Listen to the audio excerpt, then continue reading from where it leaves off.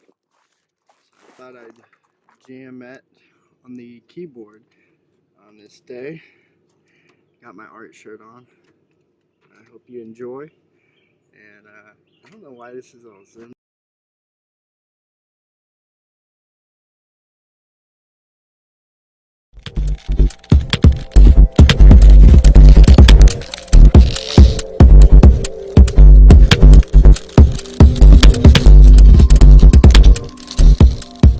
NOS Book of the Resurrection by Miguel Serrano. This work possesses all the defects needed to defeat time. I was forced to write it in this way. In accordance with the required limitations, I have also been permitted to reveal the martial initiation of a Moor. The whole of my creative work falls outside the boundaries of any specific literary genre. It is neither a poem, nor a novel, nor a philosophical essay, although it contains a little of each of these. I conceived it within a rhythmic unity of the soul, and it can be assimilated with no more difficulty than that inherent in its symbology and essential obscurity, even by those who come upon it for the first time. In NOS Book of the Resurrection, I have been forced, as I said, to violate the aesthetic formula so as to introduce lengthy semi-conceptual but also symbolic passages which apparently break through the web of a parallel world in order to situate themselves in another one, thus forming the arrows which assassinate time.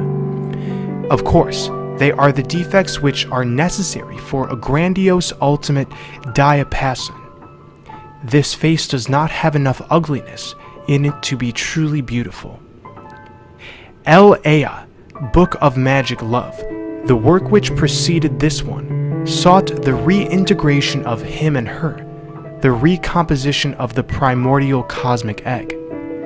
However, in the initiation of a Moor, which NOS Book of the Resurrection attempts to reveal with great fear and difficulty, I am going beyond the androgynous of the beginnings in search of an absolute differentiation, the absolute personality.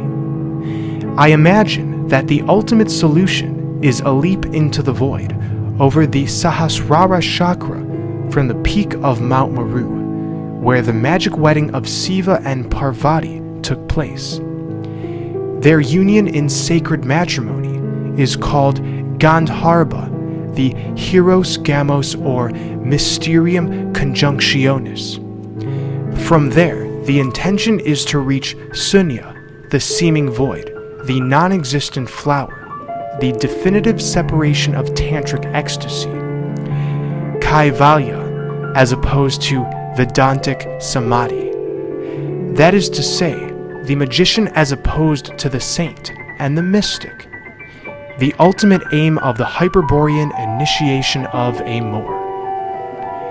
The origins of this most ancient martial initiation are lost in the mists of time, if indeed it ever did have any origins, and it is based on the Orphic cosmogony, which is a Hyperborean revelation belonging solely to the polar divinities and semi-divinities, to the white gods who lived at both poles and were later submerged in the interior hollow earth. They are also the lords of the ray of green light, beyond the sun of gold and the black sun. According to the Orphic cosmogony, love drives the cosmogonic Eros to break the cosmic egg, which encloses it, dividing the androgynous. Thus, creation is the dance of him and her, seeking and losing each other throughout infinity. There is a mystery which has rarely been spoken of, and then only in a tremulous, almost inaudible voice. The androgynous had a female companion who was not its her inside the egg, but had always been outside it, even before it was broken, before the loss of the paradise of Hyperborea. Hyperborea means beyond the ice and storm. The book of Genesis calls her Lilith. The book of Genesis is known to be an Atlantean story which has been adulterated, expurgated, totally mutilated. Closer to what really happened is what Plato tells us about Atlantis in his Critias and Timaeus. In the beginning, a man issued forth out of the earth. He was called Evenor, and he married Leucippe. They had a daughter, Cleido. The god Poseidon fell in love with her.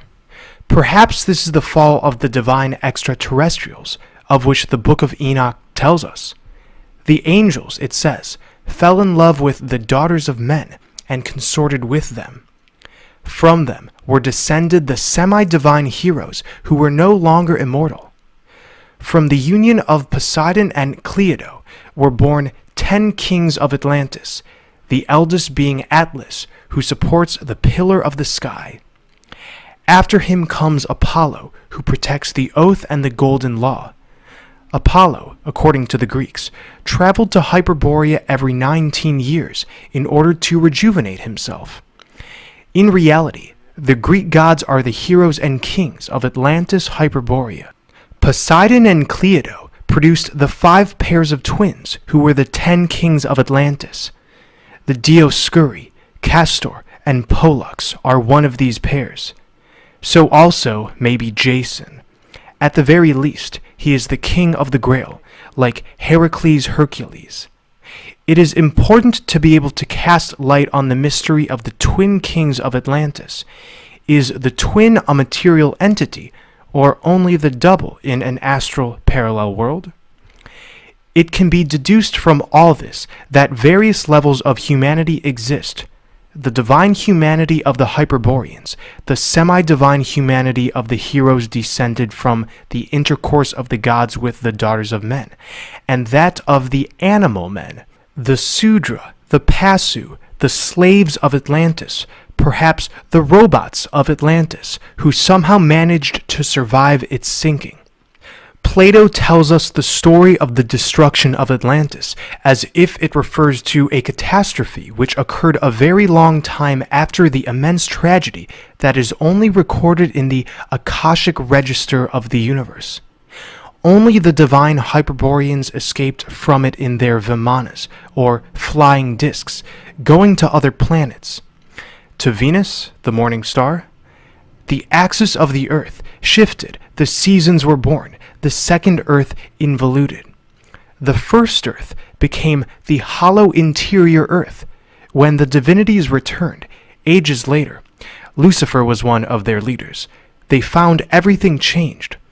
On the surface were strange, unrecognizable beings. Evenor? Leucippe? Cleido? Some of the extraterrestrials fell in love with the daughters of men. Lucifer and his hosts entered the interior, hollow earth, where they built the cities of Agartha and Shambhala. There they hoped to be able to recover those who had turned into semi-divinities through consorting with the terrestrials. Because of the impossibility of writing their real names, which are in fact mantrams, we have given them names like Evenor, Apollo, Lucifer, Jason, Leucippe, Cleido, and Lilith, which are taken from the truncated mythologies of a more or less recent past. The Edda refer to the same subject as the Book of Enoch and the Mahabharata, showing us that the Vanir and the Asir have extraterrestrial origins.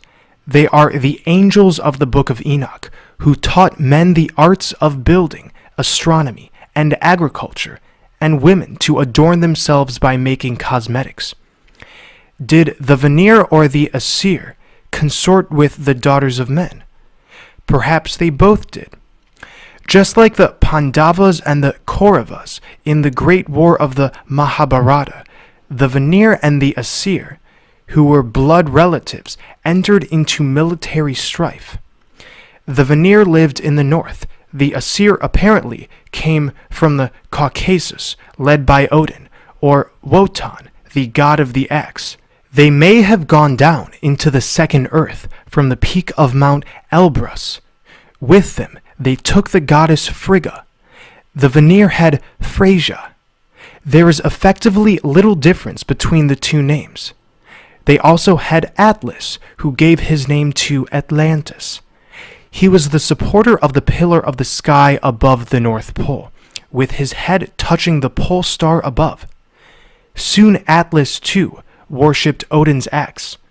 From the union of the Aesir and the Vanir came the Norsemen, worshipping their Hyperborean ancestors through the symbol of the pillar of the sky, whose real name is Ir, or Air, the root name of the most important of the gods, Ermin, which means power.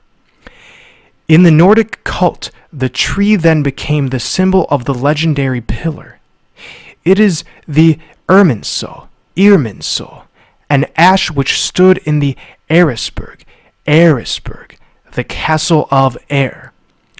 Charlemagne felled it, while the monk Boniface cut down the sacro-patriarchal oak called Donar in the 1,000-year-old grove. Both converted the pagans by force. The Edda tells us that the sacred tree, which was also called Yggdrasil, was destroyed in the Ragnarok, or twilight of the gods. It was the tree of life which grew in that Nordic polar sacred grove. Up its trunk climbed the vine Vidembla, like a fiery serpent, coiling itself around it. The Vitis Vita. The crown of the tree supported the sky and was the sky. Its golden fruits were the stars. In the garden of the Hesperides grew golden apples, as they also did in Avalon, the Insula Pomorum, the island of apples. Apollo and the divine Hyperboreans went there to eat them in order to rejuvenate themselves and return to life as immortals. They were the Aesir, Ask Embla, Asa, axe, support, axis of the earth and the sky. Polar pillar and also Vitis Vita, the way and the life, the pillar and the life, the tree and the serpent, the pillar and Kundalini. The Tuatha De Danann in the Irish legend are also the Aesir, the extraterrestrials who came down from the stars. The Nordic legends are closer to the great mystery of the point of origin than the Christian and expurgated ones, like the Book of Enoch itself, because the point of origin is to be found at the pole in Hyperborea. From there came the cult of the magic sacred wedding, later called Gandharva in Aryan India, and which the Germans took with them to the Languedoc, where it reappeared among the Provençal troubadours and the Minnesanger of the High Middle Ages, Tristan and Isolde, along with the Asag. See the Dictionary of Initiation of a Moor at the end of the book. The May Bride and the Countess of May, and also with the mysterious Wover Salde, whose sons the Minnesanger claimed to be. With regard to the Hyperborean magic wedding, it should be borne in mind that the name of the god Poseidon comes from the Greek Posis, which means the married one, the husband of Cleito, the betrothed. According to the Greek legend, he is the son of the god Uranus and the goddess Gaia, the divine ancestors of the Atlanteans. Euripides said, "In the land of Amber, Hyperborea, the king of the gods celebrated his marriage." The belief in reincarnation is also essentially Nordico-polar, of both poles, being better expressed in the myth of the eternal return than in the rationally elaborated concept of Hinduism and Buddhism. The revelation. Because of the proximity of a new cataclysm within the eternal return, and because the places of those who will be saved by the flying discs of light have almost been filled, I have been permitted to reveal certain pages of the sacred book, which refers to the cosmogony of this martial initiation of a Moor, thanks to the same acceleration of time which foretold the catastrophe. Here is what appears in the book which was salvaged from the fire. How the cosmic egg was broken. there was an egg, which was all the non-created world, with transparent walls through which there could be seen no one, and a non-outside. And this was where him, her, lived, in the breathing of the great egg, from time to time, like something which happened before the seconds and the hours, there appeared the color green, which may have become a star, or a ray of light, but which remained as the motionless, cosmogonic great egg. A music, a sound, took shape, or rather, the seed of a music, its insinuated trembling, and the being which was there, inside the great egg, seemingly complete and eternal, gave off a green vapor, and in that tenuous music, the vapor condensed, and she stood before him, as if in the play of a breath, or the simulation of a dance. But she did not yet exist. Hurriedly he reincorporated her, breathing in deeply, becoming him, her once more. But the experiment had now been made. The time was foretold. Chance became destiny within the great egg. The breathing became rhythmic, although it still stayed within the walls of transparent ice. And each time the being breathed out, she emerged and danced a little, covered in a green placenta, until he breathed her in as if he were drowning in a horrible pleasure, rapidly, rapidly, so as not to let her escape. And a new chance destiny occurred. The green veils fell away from her, and he saw her for the first time naked in her body made of breathed time, play and dance. And all his eternity could not suffice him to gaze upon her nakedness, in an ecstasy of green fear. And as this event occurred for the first time, circular like his breathing, which was now spinning like a star, she became hard, retaining her substance and form, until she, too, could gaze upon him from outside. And although she tried to return, she could no longer do so, because she didn't fit. She couldn't get in. She was alone for a moment, but in that moment, she realized that being alone could be a pleasant sensation. And she began to dance more and more quickly. And when he returned from his ecstasy, all his efforts to reincorporate her were in vain, because the entrance had become smaller or had closed, leaving the terrible female at liberty, uncontrolled. And as he came closer to her, he experienced the vertiginous sensation of his own flesh touching itself on the other side of a mirror. And it was she who took him into her body. But this was not at all the same thing. It will never be known who smashed the walls of the cosmic egg, whether it was him or her. The egg turned into a star, a myriad of stars, into the music of the spheres. Someone stood waiting as if beside a spring, where the history of the cosmogonic egg is guarded in the secret depths of its impenetrable mystery. It has been said that she was the one who smashed the walls of the great egg, who was the active one, and that he remained motionless, as if paralyzed. But as we have seen, it was he who began to breathe her, projecting her like the image in a dream, so as to see her unfold, beginning the uncertain separation, and to believe that he loved. It was he who invented this almost love. But it has always been said that it was she, the seductress, the green-veiled ballerina, who gave a beginning to the flow of the waters of the river of forms, to the hallucinatory game of looking at oneself in mirrors.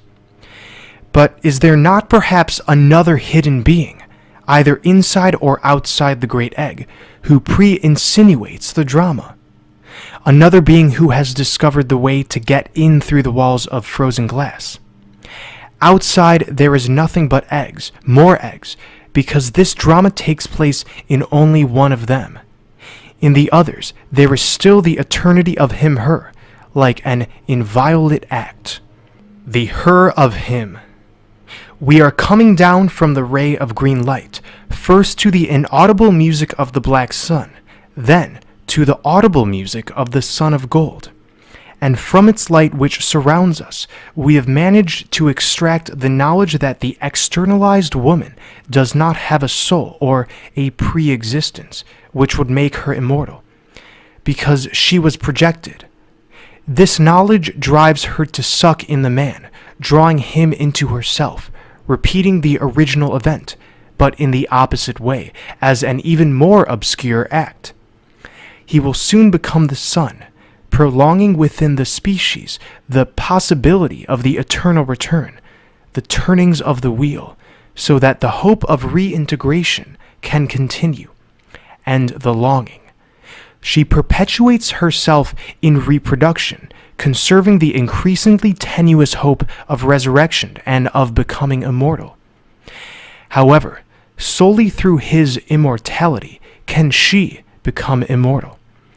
This mystery is revealed only to a few in the initiation of the Grail, that stone which fell from the ray of green light, the cup of eternal life. There are two types of women: the seductress, who wishes to go on dancing outside so as to imagine herself alive and with a soul, enticing the warrior in order to desecrate him, and she who places her eternity in the hands of her lover, who dies so that he may live, because she believes in him with faith and love, imagining that if he regains his eternity, he will make her immortal too. Whoever has the good fortune to meet this woman should respond to her with loyalty and honor, and should one day try and return through the walls of transparent ice, beyond the cold and the storm, because she has staked her immortality on his. Woe betide the one who, having received the gift of eternity in the cup of death, was not loyal to her, and was not able to bring her back to life. There is only one her for each him. She has been singled out for him in some register of the universe. This cannot be changed, because she is the her who came out of him. In the turning of the wheel of the eternal return, it is not always given to them to meet. One or other might arrive late or too early, but if they do manage to meet, everything must be put at stake to bring her back to life, and it is a crime to continue losing lives in other non-essential searches, because no one can succeed in replacing her. The way of return is a hard one. Here is the song of the wayfarer. O Lucifer, there never was a passage, and no one since earliest times has ever discovered it, neither by sea nor by land. This slender thread of crystalline water, wind and green light, this sighing of his breast, the way is agonizing, deep are the waters of death. Where, O Lucifer, shall we cross this immense sea? With Lucy Bell, we have lit this fire which never goes out, and which leads us to a superhuman, irreversible destiny. The gods.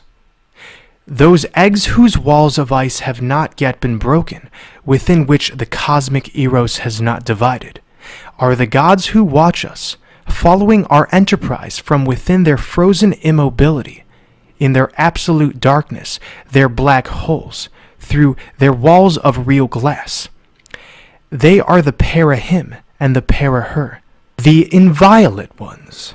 However, perhaps they hope that from our movement, our foreseen chance destiny, conscious light may emerge for them as well, like an imperious meaning, which will force them to cross the walls of real glass of their eggs, and which will smash them, so that the vibration projected by our drama, our dance of pleasure and pain, may illuminate the darkness of the inviolate ones. Her hymn. It is whispered that there was once a woman who did not emanate from her, the cosmic Eros, and did not escape from it in a sigh of imagination and desire, and she was believed to have an immortal soul. Thus, she was the first companion of the androgynous, being androgynous herself. But this is no longer spoken of. In the darkness of the primordial egg, this darkness is only so for whoever is looking at it from outside, because this darkness is a different kind of light, submerged in fury. Whoever is inside it only sees through blinded eyes, through the frozen glass, from one pole to the other. Him, her, sees her, him. Her, him, the first companion of the cosmic eros, has never been heard of again, and it is better so. The illusion of a return to him, her, and the possibility of reabsorbing her into oneself, becoming frozen forever, was believed in. Has it ever been successfully achieved? No, because it is still being sought on the outside of women in their physical bodies. It should be known then that in reality, the solution is to be able to bring her back to life, to resurrect her within his soul. However, once the great egg has been broken, nothing can ever be the same again. The way back never reaches the same point in the turning of the spiral, and she will never again go back inside him as she once was before the beginning of time. Now she will lose herself outside at speeds which reach the other side of light. But eternal love has been created. The secret. There is no single species of woman in the world. When the egg of him, her was broken, her, him watched the event from within her city of blue-green glass. She couldn't resist following suit, and so she, too, smashed her wall and projected her own him. And now we have a divine woman who is also seeking her lost totality within the circle of the returns. She is not the primordial and illusory female. She is the woman who leads the elect to the heaven of absolute love. Her him has also put everything at stake, risking her mortal him, projecting him into the irreversible enterprise. She will never get him back again in the same way. And in the immensity of the universes, it is difficult to know how this story will end, and whether both will be capable of smashing still other walls of even thicker matter, succeeding in loving one another in such a way that a para-love which occurred on the other side of space and time can reach an eternity of another light, thus modifying the monad, illuminating the darkness of the primordial egg in a different way. And in the rebellion of this game, from which there is no escape, to succeed in eternalizing the her of him, her, and the him of her, him, clothing their images with immortal substance. The face of the soul. Only those who have recognized each other, thanks to a chance destiny, on the polar mountain of the revelation, in the depths of midnight, can fulfill this mystery of love and resurrection, supremely personalized, within the fatal circle of meetings and losses. Someone is watching this drama, still attached to its him and its her by a golden string.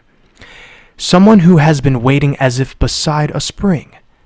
And if love triumphs, not only will they have been immortalized, reaching a world that is even more glorious than that of the gods, but they will also have a given face to him, her, and her, him, illuminating the non-existence of the black sun with the light of this other world. Because through drinking the liquor of eternal love in the grail of green stone, they have been able to penetrate the virginity of their own and each other's monads. The circles of return. In the initiation of the warriors of Amor, the aspiration is not to achieve the androgynous, but the absolute man and the absolute woman. The woman dies. She is dead. She must die in order to return to life. She is the warrior's companion, existing only in his mind, in his spirit.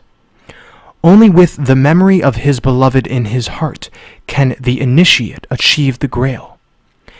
In the warriors of the order, immortality passes from the species to the individual, accompanied by an incurable sterility. because he who continues to procreate children of perishable flesh cannot resurrect. The signs of the immortals is the square pupil. Look closely at the eyes of every traveler you meet, lest an immortal cross your path and you fail to recognize him. You have the impression that you have heard these words, seen the fire that consumes and illuminates each of these pages, and had the vision of the cosmic egg before. And this is so, because the great egg is to be found inside another still larger one, which has never been broken. Because of this, the act of losing is eternally repeated, because the longing revolves within the walls, still intact but limited, of a universe without exit, repeating each image, each fragment, each star, eternally, until someone, someday, in the depths of midnight, reaches the midday sun, and, with the sword of a ray of green light, succeeds in smashing the walls of this other huge egg, opening the way to the existence of a reality which has never been imagined, even by the greatest of the searchers of longing. Drive your sword into the mirror beside the fire, so that as it is reflected in it, everything looks as if it is in an upside-down sky, like an arm holding it, rising out of the waters, and passing your sword over the fire, sing, O sun of gold that reflects the black sun, O black sun that hides the ray of green light, withdraw your luminous shadow, rend your veils, so that I may see the hidden face, veiled by your disk, by the revolving of your swastika, because the one who is hidden there is I myself. Let forgetfulness never again fall upon us. Let what we lived through in the eternal return not find us again without memory, without recollection. Let us engrave it forever. Continue your search for the city. Enter it. She, too, is searching for it. Draw your sword. Unsheath it. The moment has arrived. From this vision, one can deduce the following.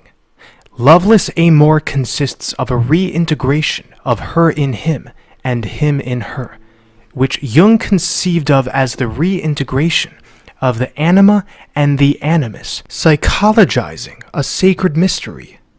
However, this does not imply a return to the original androgynous, a recomposition of the cosmic egg, which had divided, because now a face is being given to the soul, as the book explains.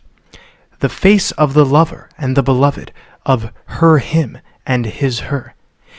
Him her and her him have found each other again in a different way, with Amor, that is without death, becoming transfigured in a total absolute personality, achieving oneself, separated and united for all time in the separation of him her and her him, in the immortality of a resurrection, which has thus been invented and created, of a non-existent Amor, but more real than anything that exists, the Amor of him her and her him. Miguel Serrano.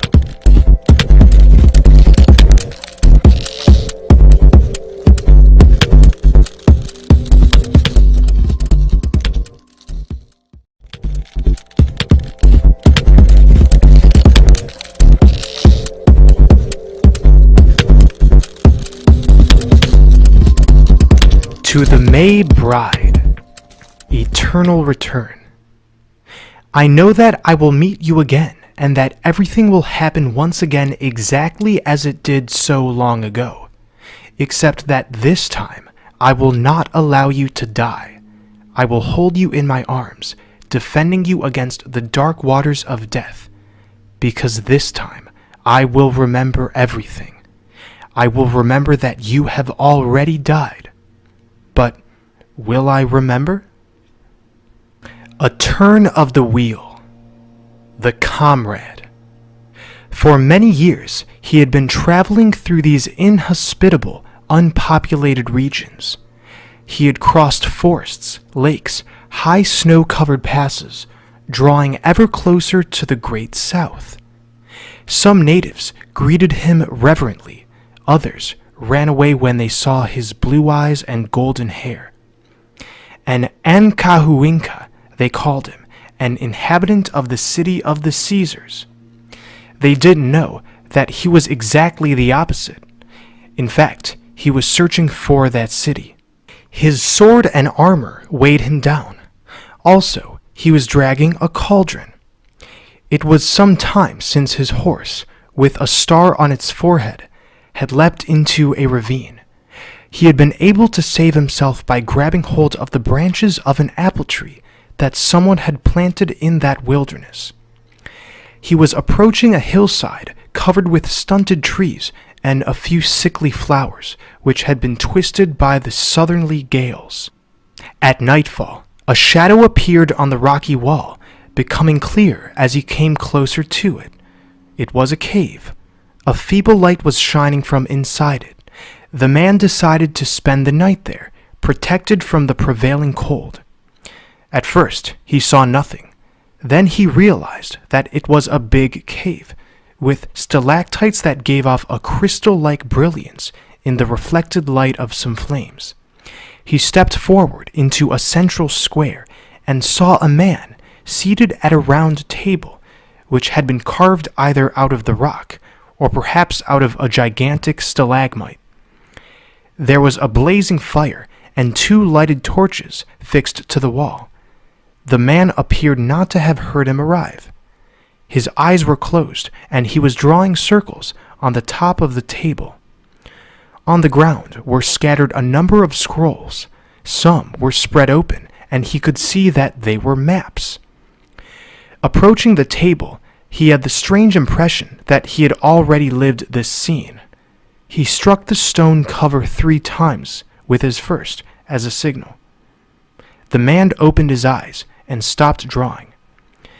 There was another stone seat beside the table. He sat down and was able to examine the man's face. It was thin and pale, with a broad forehead and black hair. The dark, feverish eyes fastened themselves on his. "You have come at last. I was expecting you. Are you capable of drawing a perfect circle with your eyes closed? Only if you can do this can you enter the city." "We have already done this. Why do it again?" "That is true. And then we fell into the circle. Now we have both reached the same point. The road we are following is the road of amber. These stalactites and stalagmites are made of that mysterious substance. From the maps that you see at my feet, you can tell that the city is not far away. Farther to the south, between these mountain ranges, near a lake, you will find its entrance." I had become convinced that the opening to that subterranean world was to be found in this cave. I have searched for it by concentrating my mind and drawing circles with my eyes closed. And now I know that it is not here. Perhaps it is farther to the south, towards the pole. Have you also retraced your steps backwards through time? I have, with the result that I felt the dizzy sensation of going against the current. My horse could not follow, so he leapt into a ravine. Can you feel how the ground trembles as we go forwards? This is because we are struggling to walk backwards, which displeases the second earth. It is the terror it feels knowing that it will be overtaken. It is also our fear of something alarming which is about to occur, the meeting with that being whom no one can look at face to face. These southern regions of the world are plagued by earthquakes because they have always held out the possibility of this meeting. They are the vestibule of immortality. He bent down to pick up one of the scrolls. Spreading it out on the circular stone, he pointed to certain regions with his dagger. You must continue your journey towards here. The Insula Avellanus, which was believed to be in Albion, the White Land, is really in Albania. That is the true name of this world, which is older than the other one, the continent of the white gods and giants, which is populated on its surface by the slaves who escaped from Atlantis.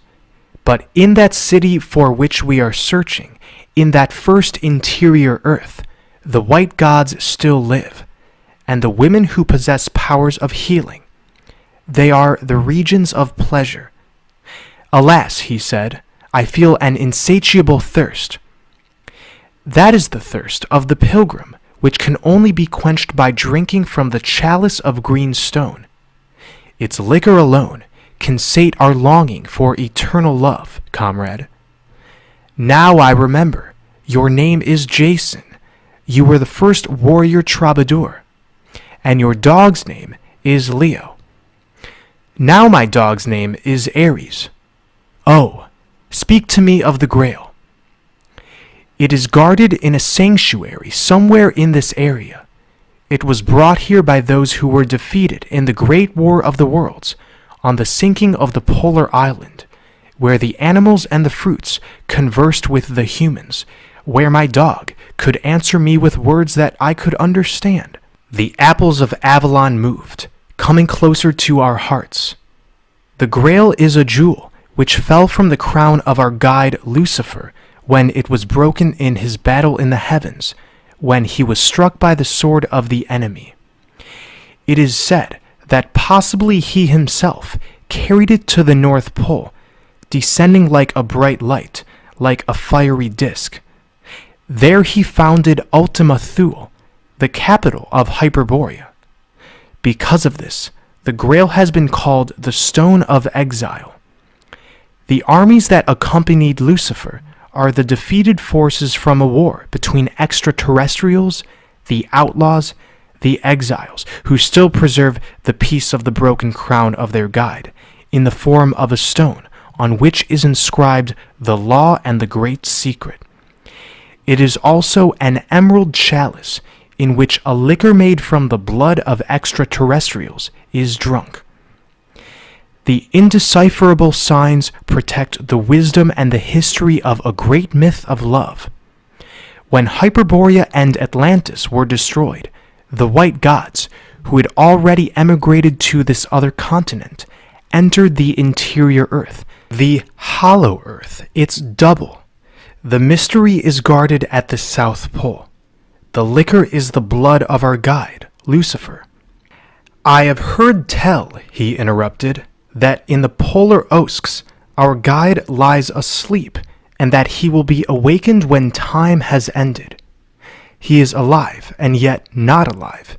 He is dead, and yet not dead, because the Grail keeps one in a state of non-death, as if preserved in sleep.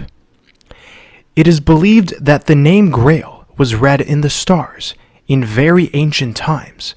When the stars were scanned, this name was discovered. Yes, the Grail fell from the stars. But we should not speak of this except at the given time and in the appointed place. We run the risk of our faces changing color and shape. It could be that this is the time and place. The disks of light that we now see appearing and disappearing in the sky, moving at the speed of thought, changing shape and color as they emit music and seem to read the minds and feelings of men, are the new Grail, the reincarnation of its legend. They have carried off our guide, and they will return him to us. They are all-powerful. They can bring the dead back to life. If we do not forget to ask the question, like Parsifal, they will take us to our guide. But beforehand, we must triumph in the great tests of the mystery of the Grail. The light from the disk is blinding. When it appears, the lights of the city go out. The disk takes us outside time. It makes the sleep of centuries seem less than a second. In it, the white gods came down from the sky. I have revealed the secret of the new Grail to you. Look at my face. Do you recognize me now? Yes, he said. Your name is Jason. The land of the Grail trembles. I tremble. No other light can compare with the light of the Grail. He who has foreseen it or dreamed it is lost to this world because the Grail is the driving force behind every enterprise. It is at the origin of the war we are fighting. Once we have stepped onto the road which leads us to the city where the Grail is kept, it would be better never to have embarked on the enterprise than to abandon it. Even falling and getting up again, wounded, dying, we must go on until we find it. We must